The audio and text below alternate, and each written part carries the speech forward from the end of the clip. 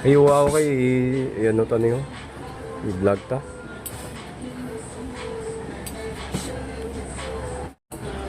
Hey guys, for today's video, maga-training na si Bato. Kay may ginapreparahan siya. I don't know yung ginapreparahan niya, guys. Dayon, ano siya sa power punch siya sa punching bag. Kag feeling ko, gusto niya maging world champion. Para sa iyang kwan. Iyang idol nga si Floyd Mayweather. So guys, interviewon sa karon kung anong gusto niya sa kabuhi niya. Kung gusto niya maging boxing hero. Tara, samahan niyo ako.